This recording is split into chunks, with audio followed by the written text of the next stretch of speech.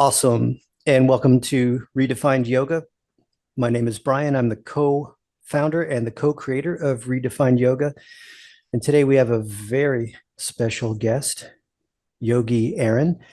And Yogi Aaron, if you can just real quick, let people know how to get in touch with you, either through social media, websites, etc. The best way for people to get a hold of me these days seems to be on Instagram.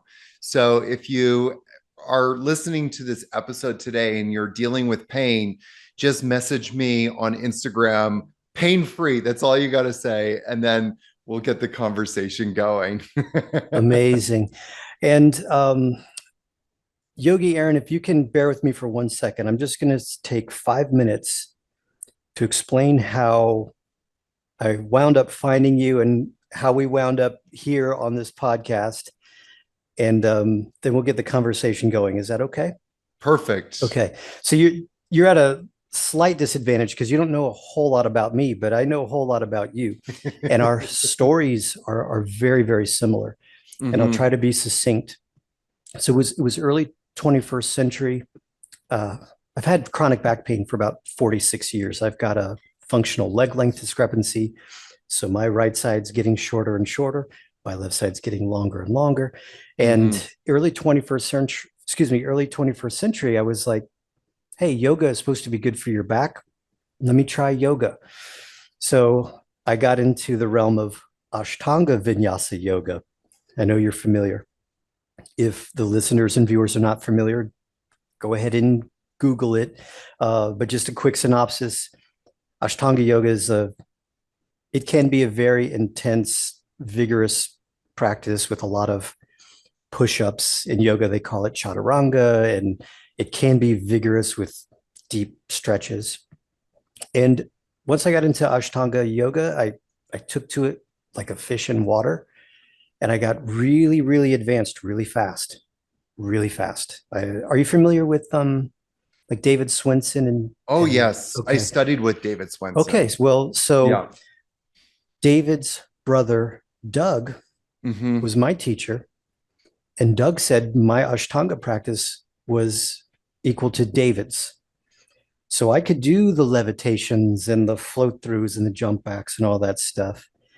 And the funny thing was, the more advanced I got, the more injured I was.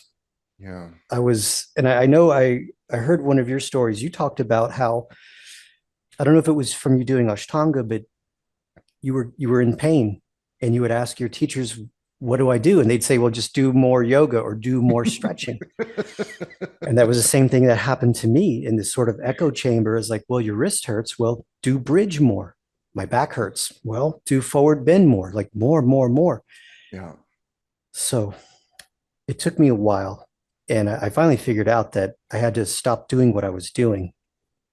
I stripped my practice down essentially to just standing poses, slowed everything down. I didn't understand what I was doing at the time. I just knew I had to change it.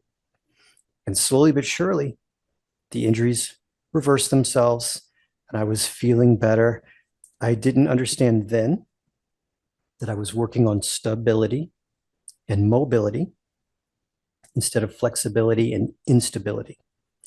And so here's where our stories change a little bit or differ a little bit. I started looking more like into the strength training realm, the Hmm. strength training people, because they're all about alignment. Well, proper strength training. They want to align, move slowly, engage, stabilize, mobilize. And so by doing that and integrating that in my practice, I started to get better and I started to teach that way.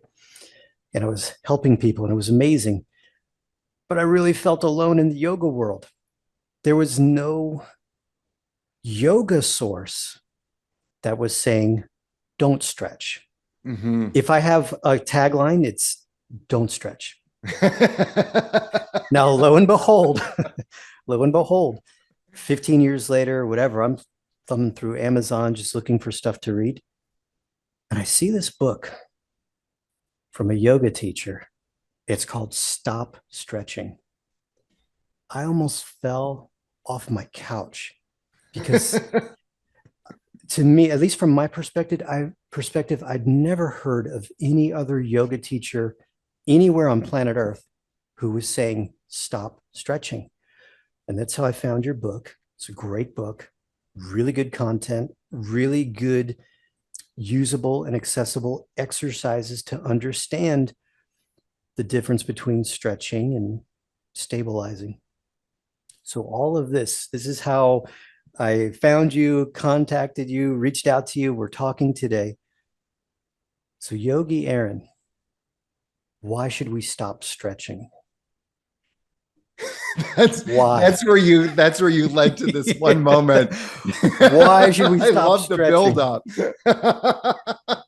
Well, to give you the biomechanical reason. So if I start getting too scientific, just kind of stop me. Uh, but there's so theoretically, what happens is that our brain, or rather central nervous system, is connected to muscles. And there's this like communication system going between the two. The muscle basically, I mean, I'm kind of, ad-libbing a little bit Mm-hmm. here, but the muscle basically is telling the central nervous system, hey, we can expand this much and we can contract this much. And a lot of what I have found in my understanding of it is that what's really going on is a muscle is basically telling the central nervous system how much it can contract. So it's the muscle spindles that are sending that message to the central nervous system. And vice versa, the antagonist muscle is basically saying we can expand this far. Now, I have to kind of stop just for to your listeners listening, because you hear stop stretching and you think, well, but I have to stretch my hamstrings. My yoga teacher said, Biff, you've Stretching got feels tight good. hamstrings and stretching feels good, and you've got to, this is a term that drives me crazy, open your back, Yeah, open open your the hips. shoulder girdle. It's just one of the most asinine terminologies. And by the way, everything that I'm saying is crazy and ridiculous, is stuff that I've said. So I'm, he who is without sin cast the first stone. I have sinned a lot, so I'm throwing a lot of stones.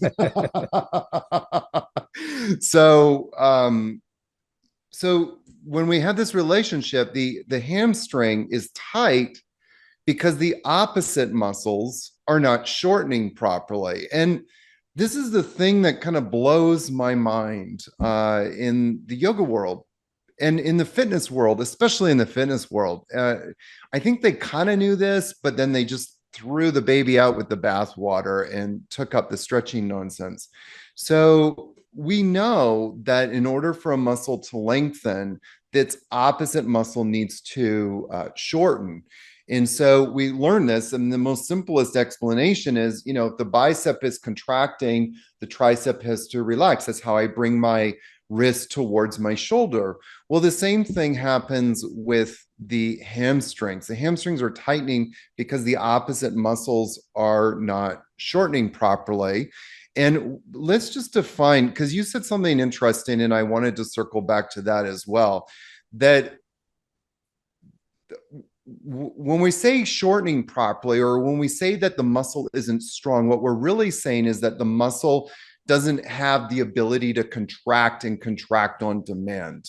So a muscle only has that ability when it's connected to the central nervous system. There's a point to all of this, because I'm going to come back to your question. Great. But the muscle should be connected to the central nervous system, and it should be contracting on demand. So that means, like, I don't know, you are lifting weights and you're pushing that bench press. All of your pec muscles should be able to shorten immediately as you're coming up, as you're pressing up. There's a weight load put on those muscles. Those muscles should immediately shorten properly, contract and contract on demand. And this is all happening at a neurological level. Coming to this point that you made about strengthening, this is where this word strengthening gets very misused.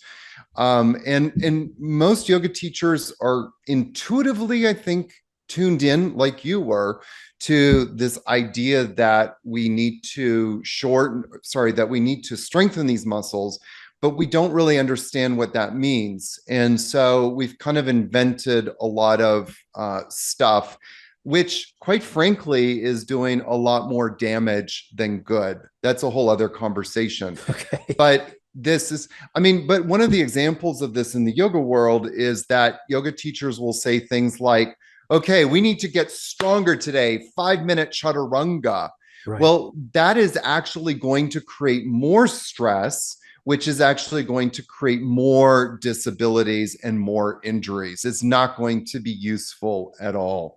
So that's kind of that's one of the little examples of how this term gets misused. Another way it gets misused, there's this person that I'm following right now on Instagram, and because I like some of her content, I learned from other people, Mm-hmm. and also too, she does actually say like you got to stop stretching, you need to start activating. So she just put this post out where you're kind of got dumbbells in your hand and your legs are wide and you're using the dumbbell to pull you forward to, I don't know, open up the hamstrings or something. And I'm like, Okay. oh my God, what are you thinking? And when I see stuff like that, I'm like, oh, you have no idea what you're talking about. Right. You're just kind of like grabbed onto some ideas and then you're like, think you have some wisdom. So coming back to your question now, so there's this relationship between the muscles and the central nervous system. And when a muscle senses, like the muscle spindles sense like an outside force, like, hey, we need to contract now. By the way, this is happening like so quickly, like Mm-hmm. within a nanosecond, this whole communication system should be happening. So the muscle spindles are like, we need to shorten. And so through the intrafusal muscle fibers, it sends a message to the central nervous system. The central nervous system sends a message back and goes, contract, contract, contract. When we stretch, what are we doing? We're actually now pulling those muscle spindles. The job of a muscle spindle is to get shorter, Mm-hmm. but what we're actually doing is pulling those muscle spindles much more longer than what they should. And this whole thing then disrupts that communication system between the muscle and the central nervous system. And basically, the muscle spindle is just like they're like hanging out like I Mm-hmm. don't know what to do, and the central nervous system is like, where's the muscle? I don't know where the muscle is anymore. And so it doesn't really know, for lack of better words, where to send that message. Now the big question is, does the muscle come back? And so a lot of your listeners who might be in an older age bracket, shall we say, for Mm-hmm. now, like me. I Me just too. turned 52. 56, 56. 56, and my business partner is 73, taking up boxing at 73. I'm like, Amazing. good for you, man. Um, so, but does the muscles come back? Does that muscle regain its ability to contract and contract on demand? And so just let me backtrack one more time. So just so that for the cheap seats in the back. Sure. So when you stretch, you start to pull a muscle beyond its capacity. So the central nervous system doesn't know where that muscle is. But here's the thing. Not only are you inhibiting now that muscle. So for example, if I stretch my hamstring, boom, I'm doing Supta Padangustasana. I'm on my back. I've got a strap around my foot. I'm pulling the leg towards me or grabbing the leg or Mm-hmm. whatever. Okay. So I'm using an outside force. I'm now overstretching the hamstring. The problem, by the way, the tight hamstring was never the problem. The problem was my quads. They were not shortening properly, and my hip flexors. But here's the thing. Not only does my central nervous system disconnect from the hamstrings, and for the most part, even my glutes, because you're stretching the glutes to a certain degree there too, you're actually now reciprocally disconnecting from all of the hip flexors. And so when I was young and I got into Ashtanga because I had a bad back, my back got worse. Your back got worse and Yes. worse and worse and worse. And the reason for that was because we never addressed the problem. The problem was in our hip flexors. And incidentally, like the hip flexors are really important for stabilizing the hips. But what is the number one hip flexor? The number one hip flexor is the psoas. And if we look at the psoas and what it does, it literally maintains integrity of your lower back. It holds the curve of your lower back in place. Mm-hmm. Why would you want to disable that muscle? And so when I'm stretching my hamstrings, I'm not only having a negative effect on my hamstrings and my glutes, but also reciprocally all of the hip flexors. And that was the problem with me. I mean, I had many problems, of course, Yeah. but the biggest one was the hip flexors. And so, how quickly do these muscles come back? How quickly are they able to work?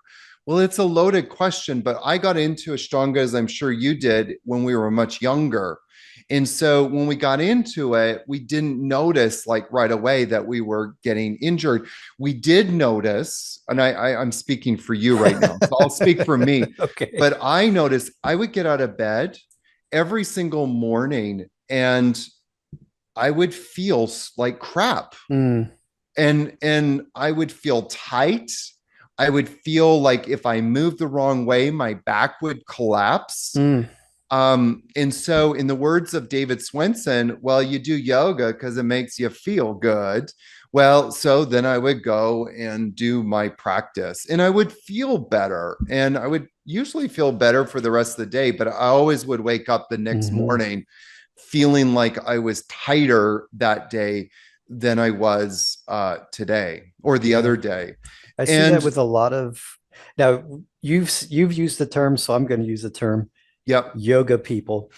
And I don't mean it in a derogatory way because I was a yoga person too. But I see that a lot with yoga people. They'll come to my class and I we spend an hour and 15 minutes putting everything together and activating. And then as soon as we're done, they do a passive toe touch Yeah. and it just all goes out the window. Mm-hmm. And it's frustrating because I try to explain to them the neurological things that they're doing. Yeah. Have you heard of the term synaptic facilitation? That's not in my lane. No, I haven't It's heard of it's that. it's basically what you're describing is, so you have the synapses in the brain. The way I describe it is very similar to what you describe is like if your muscle is a telephone and your Yep. brain is the control board of an old school operator. The more you call the control board, the better the signal is. Pavel Satsulin talked about this in his book. I think it was Power to the People, synaptic Mm-hmm. facilitation. So the more you grease that groove, the stronger the signal is. So this can be good and bad. Good if you're making the proper phone call, because then it just becomes habitual. Your muscles will Mm-hmm. contract on command. They understand what to do. Bad if you've picked up bad habits. And again, to your point, you can pick up a different phone, dial a different line, and make a new connection. Um, is that what you found when you started doing your activation techniques, that the muscles did come back and you did get more, I guess, toned and active muscles? Yeah, that's a great question. It kind of was where I was going with this is like, how quickly so if you stretch, is it permanent and do the muscles bounce back? Well, it just depends on age. It depends on, how much stress. So the main three factors for causing muscles to shut down, to stop working, is stress, trauma, and overuse. So stretching is a stress and it's also a trauma Right. because Yes. you're pushing a muscle beyond its capacity. And if the muscle is tight, it's something I say in my podcast, if the muscle is tight, it's a protective mechanism. And so we're violating our own body's protective mechanisms. Now, you see, like, athletes, Olympic athletes who are incredible, they can push their bodies and push their bodies. But one of the things that is not talked about enough, because a lot of yoga people, by the way, when I say yoga people too, I wanted to mention, like, I usually refer to, like, I'm usually talking about yoga people who are obsessed with stretching and Mm, handstands and think that that's what the practice is about. hmm. So I don't, yeah, it's a little bit derogatory, but that's kind of like why I say stop stretching. It's like, let's stop focusing on that stuff. Let's start Right. focusing on yoga. But a lot of yoga people compare themselves to these gymnasts. Well, you're not a gymnast. And let's have an honest conversation about gymnasts. Like, look at Simone Biles. She tapped out at 26. Mm, 26, remember at the Olympic Games, she was like, nope, not doing it. yeah. I've gone to my limit. 26 years old. And so, you see so many yoga people 40, 35, 40 trying to do these things that younger people can do, but eventually the stress debilitates them. Hmm. And there's an interesting statistic out there that 93% of competing gymnasts need some surgical intervention at some point in their life. Hmm. So it does bounce back. But if you keep causing stress, if you keep stretching, you're going to end up with a huge problem. And so in my story, after 25 years of trying to stretch it out, trying to open my hips, trying to get rid of my tight hamstrings, because that's what I was told was my problem. Right. I ended up in the emergency room of a hospital with an orthopedic surgeon saying, hey, you're going to need a spinal fusion. And I, so going to your question, yes, that's what got me into muscle activation as a practice. And that's how I started to get stronger. And you can rebuild it. That's the really cool thing is, as soon as you start building that neuromuscular connection, Hmm.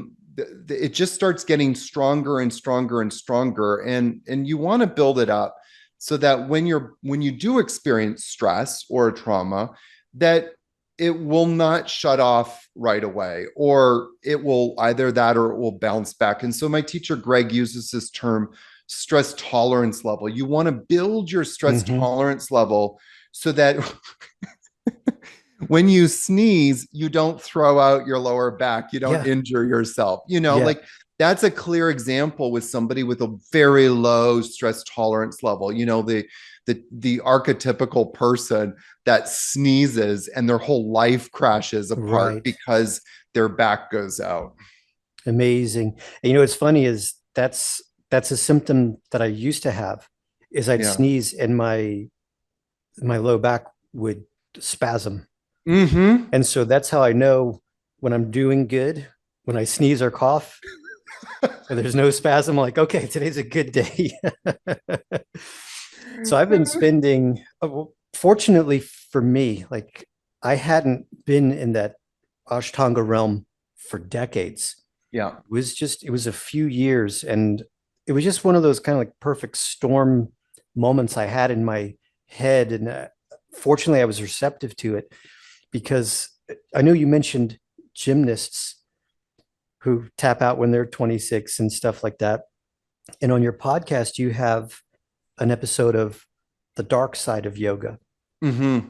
I won't name names, but at this time in my yoga experience and rubbing elbows with top level people, I was hearing stories of yoga teachers who were getting wrist surgery, but they were keeping it quiet, Mm-hmm. shoulder surgery, keeping it quiet. I think the only yoga person who's openly discussed their hip injury is Jill Miller. I'm not sure if you're familiar with her work. Mm-mm. No. She's the only yoga person that I know of who just came out and said, you know what, I was hyper flexible. I have to get I don't know if she got hip replacement, but she had to get her hip surgically repaired. So we don't hear enough about the dark side of things. Yeah. We hear about how, like, I guess opening your shoulders does something, opening your hamstrings does something else, but what is it really doing? How long can you tolerate it before you need surgery? And Hmm. so it was a perfect storm of hearing that and also hearing from my teachers how they were pulling back on the practice. Hmm. David Williams, are you familiar with David Williams? A little bit, yes. He was David Swinson's teacher.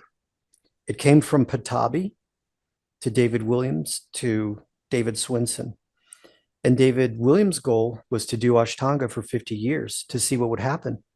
But he knew, he talks about this openly. That's why I think I can discuss it. He talks about how he knew there was no way he'd be able to continue practicing as vigorously as he had learned in India. There would be no way that he could Yeah. do it for long term.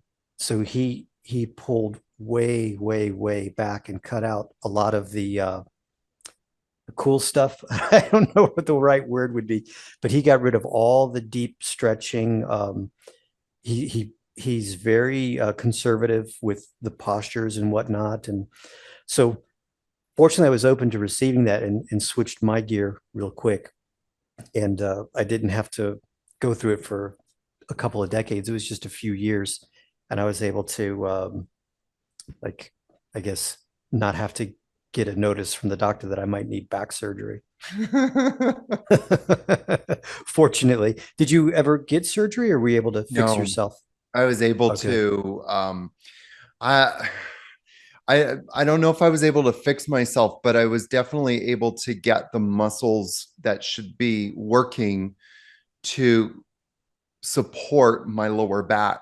And so many yoga teachers, this is why like the whole strength thing is just a bizarre conversation, because I yoga teachers just don't know what that strengthening should be, or what it's supposed to be, or what it's supposed to be doing. I often joke and say, which is maybe not a nice joke, but if you ask 1,000 yoga teachers why muscles are tight, what the purpose is of muscle function, and what they should be doing and how muscles work, none of them will be able to tell you. I mean, I had top tier yoga teachers telling me like, oh, well, your back is, problematic. So we've got to back away from back bends. It was actually the absolute wrong thing to do. I should have been doing more back bends. I should have been doing more back strengthening stuff. I should have just stayed away from any kind of forward bends, actually. Hmm. But instead, the recipe was, well, you need to do more forward bends. And no, I actually needed to do more back bending. Why? Because I want to get those muscles in the back working properly. Well, what does properly mean? So muscles need to shorten in order to work. Comes back to Right. what I started with. Correct. Muscles need to shorten. They need to be able to contract and contract on demand. And so you want to shorten them in a way where you're reinforcing that neuromuscular connection. And also you also don't want to be pushing it either. Right. Like when people hear, oh well, then I need to shorten them and I need to get them working, I'm going to go and bench at 200 pounds. Well, no, actually that's the absolute worst thing to do. But what you do want to do is you want to start doing thinking about, okay, how can I move in such a way that I'm starting to create this neuromuscular connection and engagement, and I'm moving intelligently. So muscles need to shorten in order to do two things. They need to shorten in order to stabilize joints and move bones. Our skeletal system doesn't move because a muscle is lengthening. No, it moves because muscles are shortening. And so we want to improve the muscle's ability to contract and contract on demand so it moves bones and stabilizes joints. It needs to shorten in order to Yeah. stabilize joints properly. Correct. This is also another strength world quote. You can't fire a cannon from a canoe. Well, as being somebody who's gone on 5 canoe trips in the Voyager style canoes. I can't even tell you how funny that is. Right. So we need that stability in order to move and function properly, Yeah. right? And it's even just less stress on your brain. When your brain feels stable, then you can actually move better. And it's that mobility that can help increase your range of motion. Yeah. When we were talking about stretching, and we'll still be talking about stretching, the thing that gets me is I guess it's why would you want your muscle to be longer anyhow, Yeah. right? Our muscles are designed to move our joints. You mentioned that earlier. So even if I could change the length of my biceps, I wouldn't want to, because then my biceps just going to hang off my arm and I won't have the ability to flex and extend my elbow. And you mentioned the safety mechanisms, the stretch reflex and the Golgi tendon organ. They're all there for a reason. And Mm-hmm. this is I think that you've talked about this in some of your classes, like on YouTube and whatnot. It's when you're getting into the position and you feel, these aren't your words, this is the way I describe it, but when you're getting into position, you feel those rubber bands start to resist, that's when you stop. That's when you're at your limit of range of motion. And then with proper techniques, contracting the proper muscles, you can take yourself a little further, but we can't force and we can't rush because of the safety mechanisms built into the muscle spindles. Is that right? Yeah. I mean, so what I'm kind of hearing you say is like you still want to teach stretching. No, I want to teach. I want to I mean, teach. there was no right or wrong answer. I was just Well, trying no, to no, I don't. I understand don't want where to you're coming teach. from. No, no, it's not stretching per se, and maybe we even need to like define stretching.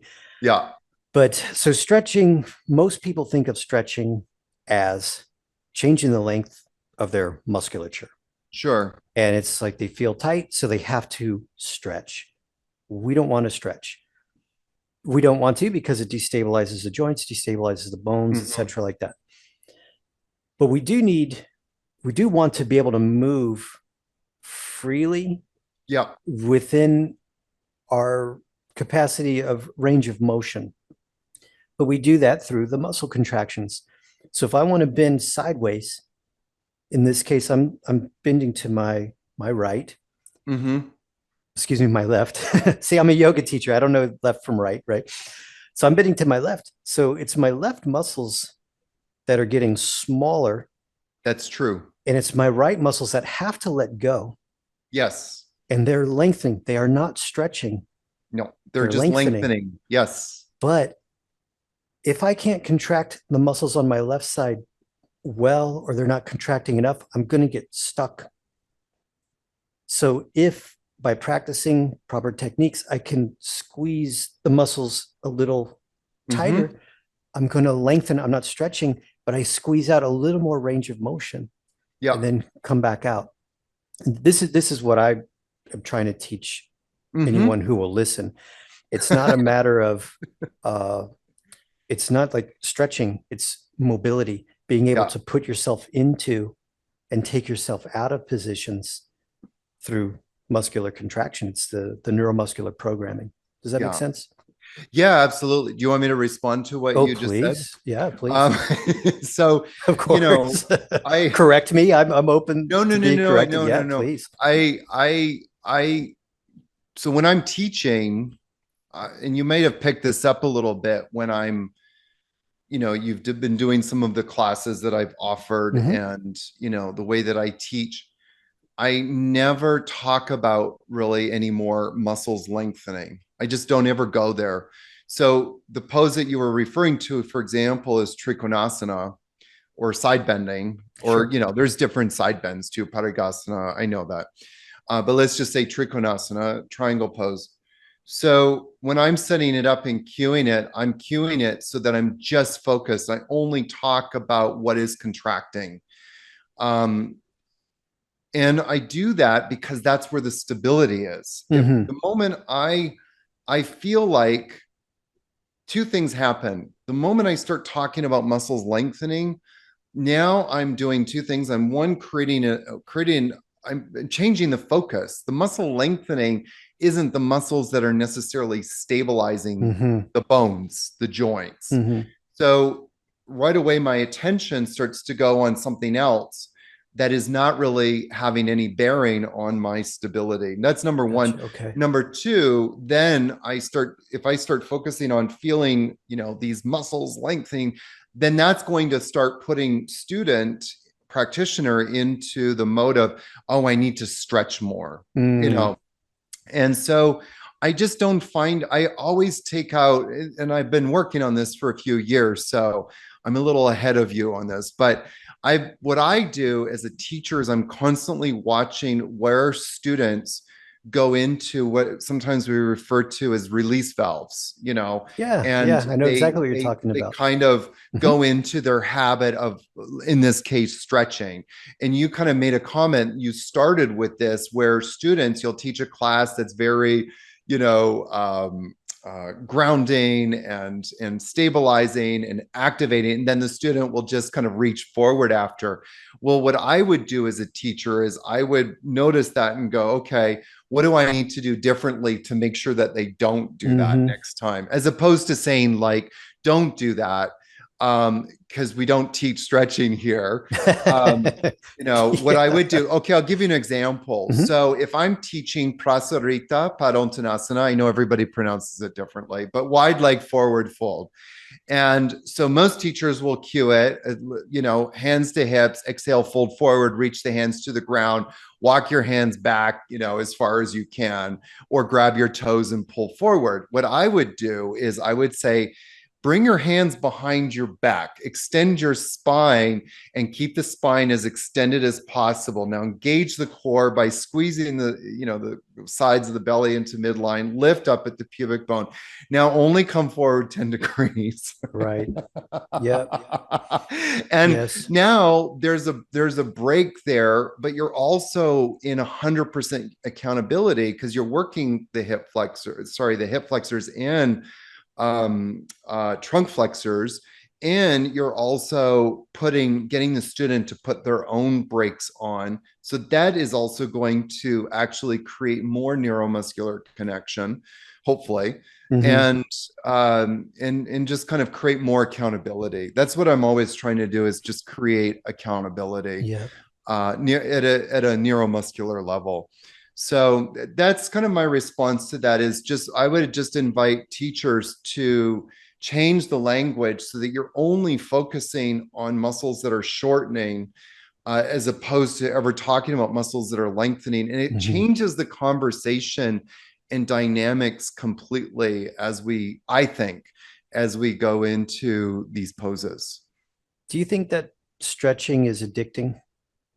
Absolutely. Yeah. I mean, one of the things, if you ask again 1,000 yoga teachers why you should stretch, you'll get a lot of different answers probably, but the one continuous answer, well, probably three, but probably one of the ones at the top of the list is, it just feels good.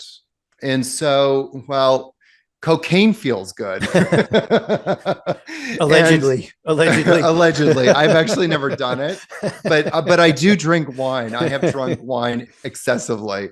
So drinking a bottle of La Rioja wine is very addicting, because it feels good, and especially when you do it with friends that you care about. And so, which is nice. And so I got into stretching because it just made me feel good, and I wanted more of that. Should we be doing child's pose? Absolutely not. Period. So End of sentence. Ever? Or is it ever, okay once ever, in a ever, while? never do Never. it. Why? Never, Why not? never. Let's hear it. Well, so again, one of the words I use a lot is accountability. We need to be 100% accountable within moving within our range of motion. Now, it's really hard for us to understand what our range of motion is. And so that's a whole conversation. But when we take out gravity and we take out an external force. So, for example, if you bring your hand up to the sky and bring your hand behind your back and reach just as far as you can, don't grab the shirt and pull yourself down. Yeah. But if you just do that sincerely and truthfully, you're going to see, oh, that's as far as I can go. Now, don't do this if you're listening at home, and definitely we won't do this. We won't. But if you were to take your hand to your elbow, I could probably push my hand down my back 4 to 5 more inches. Mm-hmm. So therefore, now you might go, well, that's my range of motion. No, it's not. Your range of motion is here. That's as far as your muscles can contract. Here is where you have 100% accountability. If you take your hand and start pushing it, you're bypassing that proprioception. That was another word to use. Mm-hmm. It's proprioception, that communication system between brain and central nervous system. So where am I going with this? With child's pose, when you come onto your shin bones and you sit on your heels, and then you come into, you bring your stomach to your thighs, your muscles don't contract that far. And you might think, well, why not? Well, if you lie on your back, bring your arms to the sides, bring your knees to your chest, most of your listeners can't get more than 6 inches close. So that's 6 inches. That's a lot of movement. That's a lot of passive movement. Not only am I passively pushing muscles beyond the range of motion, I'm overstretching now all of my back muscles. I'm overstretching all of my glutes, my hamstrings to a certain point. But that also is going to have a reciprocal effect, because now you're forcing all of the hip flexors, the psoas muscle, to shorten passively. You're passively getting all of the quad muscles to passively shorten. You now have 4 or 5 groups of muscles that basically shut down and become disabled. They become impaired for a certain amount of time after you've done child's pose. And so that's why. And the other thing about child's pose, which is kind of interesting to me. So I ended up in the hospital in the emergency room because I had a herniated disc. Guess what pose I was doing all the time? Child's pose. Yeah. Why? Because it felt good. Yeah. It has to be.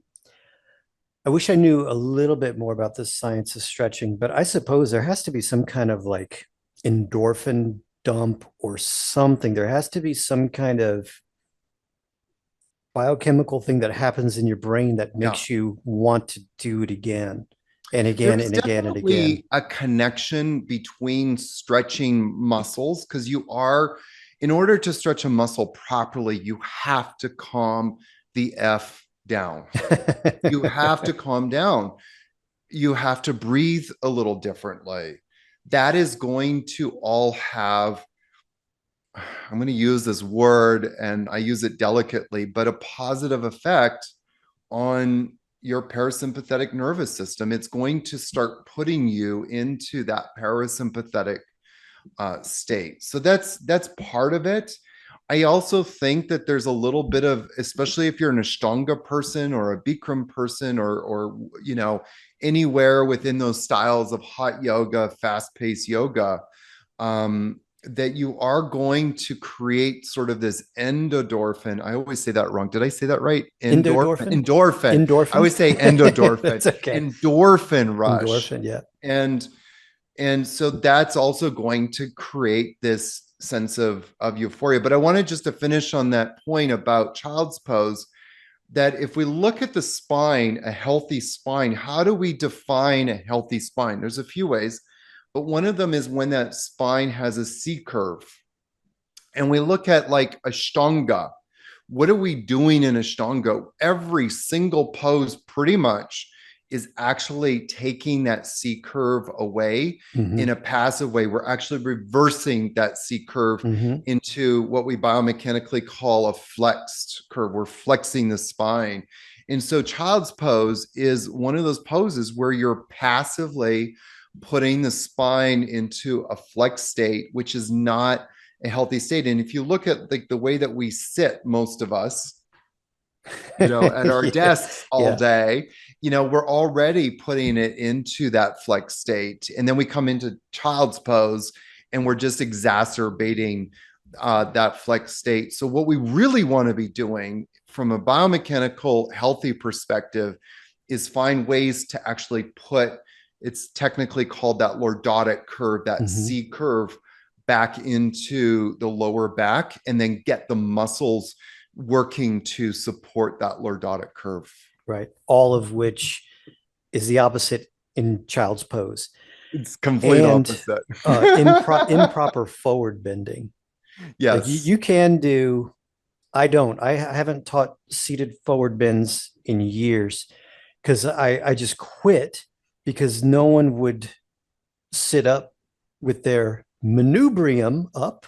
I learned a word from Yogi Aaron, manubrium. Yahoo! So keeping that manubrium up and trying to hinge forward, no one does it. No one, everyone winds up like this. Yeah. So I quit teaching seated forward bends long time ago.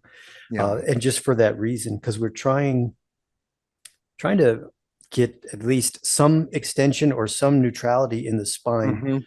to offset all the flexion. I'm just echoing what you're saying and sharing an experience that I had as a teacher and why there's certain poses I don't teach. And that's one of them. Most of the seated forward bending stuff I don't teach. Seated twists, yes. Bridge pose is a favorite of mine. Mm-hmm. Anything to get that posterior chain up and running and Yeah. active. Now we've got a couple minutes left. Can you tell us a little bit about your method of yoga, AYAMA, where it came from, how it came to be, how people can find it? Yeah, sure. AYAMA stands for Applied Yoga Anatomy and Muscle Activation. And so after I ended up in the hospital, I went to study muscle activation technique.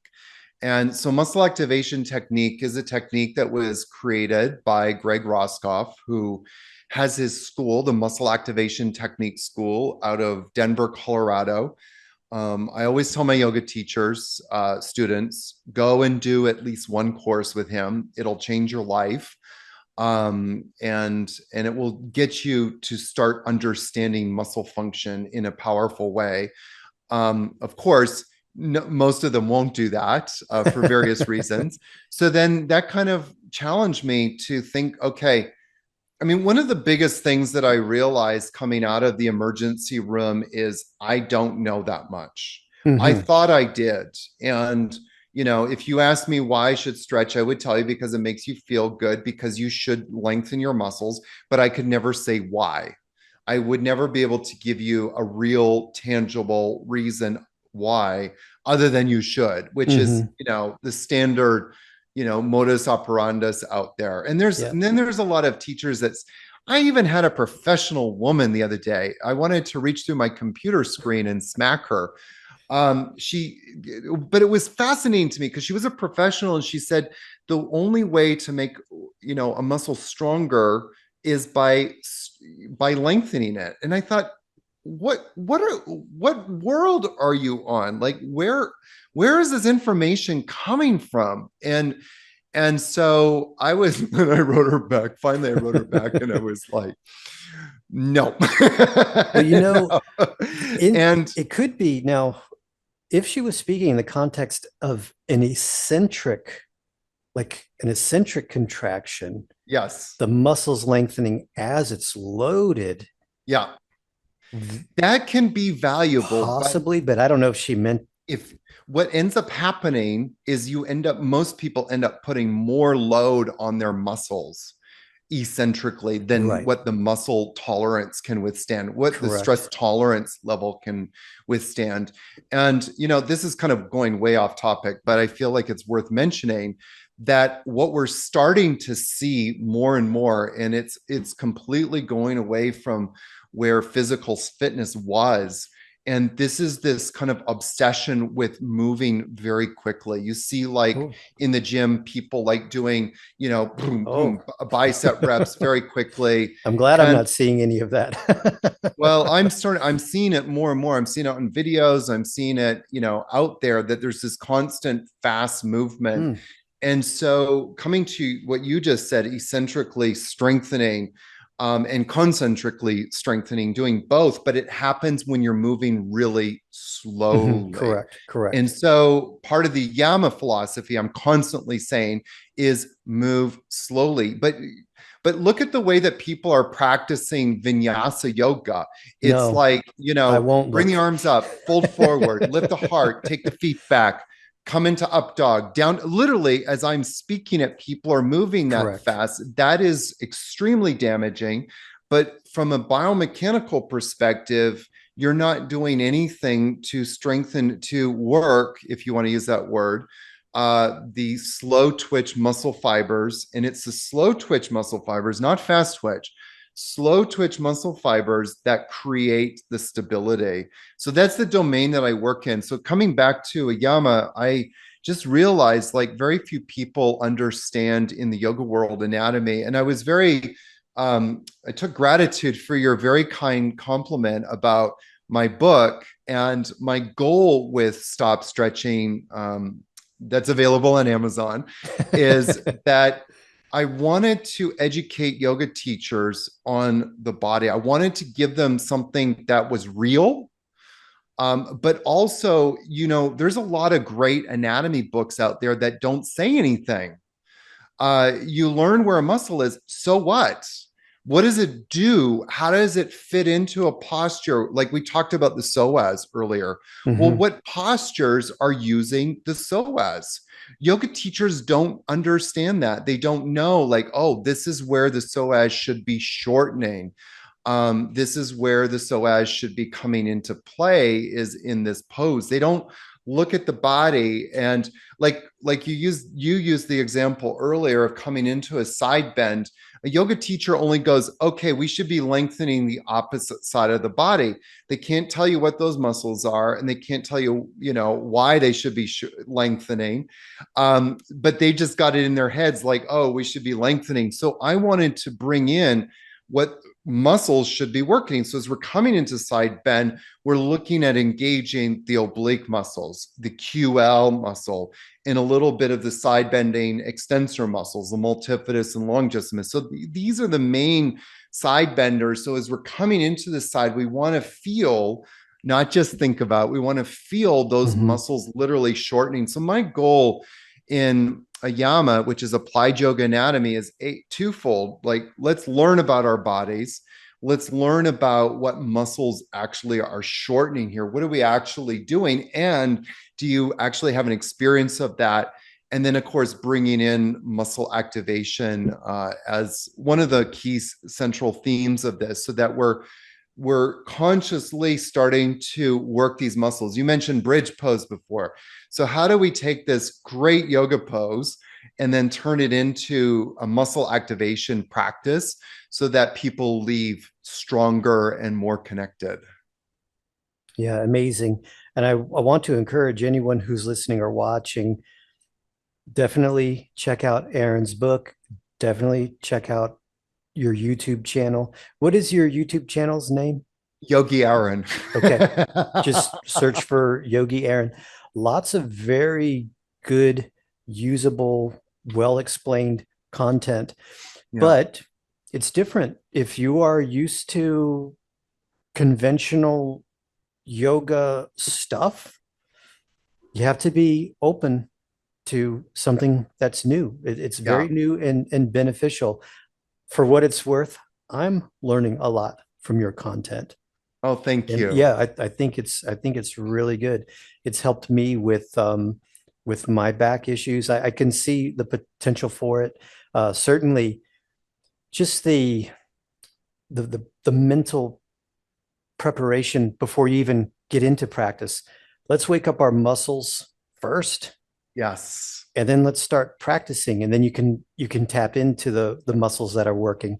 Not every student needs to know it's longissimus, but they can know that it's the muscles up and down their spine or their Hmm. chest muscles and stuff like that. And it just heightens that the proprioception and the awareness. Yeah, absolutely. I think that so in yoga, we talk a lot about mind body connection, which is an interesting conversation to have. And I think that there's a lot of value to that. Like we get a student in our class and we're saying, okay, feel your pinky toe. So there's this literally this, kinetic, the Mm-hmm. word I like to use is kinetic Yep. connection. And but when we stretch, in order for us to stretch, like literally stretch, stretch your hamstrings, Mm-hmm. whatever, we actually need to become numb. And you hear this, like, you talked earlier about the science of stretching. Part of the science of stretching is you actually literally are numbing yourself. You'll hear that a lot. Like you become desensitized, Mm-hmm. which is the opposite of what we want to do. And as we build that proprioception, as we build that literally brain muscle connection, which is unconscious, it happens in the autonomic nervous system, so it's unconscious. But my belief and what I've found is that as we build that proprioception, we actually build that kinetic connection. We Mm-hmm. build that mind to body connection. I've had so many students, and maybe you've had a similar experience, that have do these practices and then feel so much more in their Oh bodies yeah, afterwards. 100%. I've had a couple of students tell me about how impressed their doctors were that the students knew exactly, like they could tell them exactly where a symptom was. Yeah. Because, well, and you know this just from experience, is you can ask a student, like, where do you feel it? I don't know. They just know that they're tight in their shoulders. Yeah. But after practicing AYAMA, maybe after practicing functional yoga instruction, they can tell you exactly. They may not Mm-hmm. know it's the upper trap, but they know Sure. it's like here. Instead of so globalized, it can be a little more centralized and specific. Yeah. And so Amazing. where Ayama comes into it too, just to kind of play on that, and this is what one of the biggest offerings I have is my certification course. And in there, one of the things that we look at like where these muscles are. And what I encourage students to do, you don't have to memorize where all your muscles are, honey. But get your anatomy app out. So as you point here, go, oh, what muscles are there? Oh, well, that is probably not sure, but maybe it's my upper trap. So my upper trap is tight. There's a tightness there. So get out the Google machine. Yeah, you got it. Get out the Google machine and then go, well, what's the opposite muscle? Well, there's a few. In the shoulders, it gets wild. Yeah, But I one of can. them is ironically the opposite to upper trap is lower trap. Mm. So, what is a yama? How should we engage the lower traps? And I do a simple hack with some of my students sometimes when I get into shoulders, and they're like, all the tension in my upper neck just left. Yeah, because your neck has got the proper support now. Yeah. So I really encourage people, like, don't wait to ask us what these muscles are. Go to download a Google, or sorry, download an app like Essential Anatomy. I think it's $10 and it's there for life. And then you can kind of like use these things and then use the Google machine to learn more about these Mm-hmm. muscles. And that's how we start to empower ourselves. Don't go to your yoga teacher and say, oh, I've got a tight muscle, because all they're going to do is give you a lot of worthless stretches that are going to leave you more debilitated and disabled afterwards. And maybe even creating the pathway to the emergency room. And on that note, I'm very unabashed when I make these comments just because I was that oh person, yeah. and Well, I'm, and you said it a couple of times, and it's true. It's not to knock anyone, yeah, but there's an expression. It's like if your only tool is a hammer, the whole world is a nail. that's a great line. Yeah. So, yoga teachers, they're not physical therapists, they're not Can you not maybe most of them are not biomechanics. They are not kinesiologists. Most of them are not. Most yoga teachers are more or less trained to get you through a class, Yeah. period, end of sentence. And it's not to knock them or to be No. derogatory. That's just how it is. If you have questions, like specific questions about stuff like that, seek someone who's qualified to answer. Because to Yeah. your point, the yoga teacher is, they're just going to tell you a stretch. They're not going to assess you and realize that you've got anterior head carriage, and that's what's weakening your extensors, and you need your flexors to kick on and depress your scapula. They're not going to know Yeah. that kind of stuff. Yogi Yeah. Aaron will, Brian will, but most other teachers will Yeah. not. Now, is there anything before we say goodbye? Is there anything else you would like to mention or shout out? If anybody is watching this interview still, and, and stuck through this, I just want to say thank you and for listening this far. And I would just say, do as much as you can to empower yourself. Brian mentioned my book, gave very kind words about it.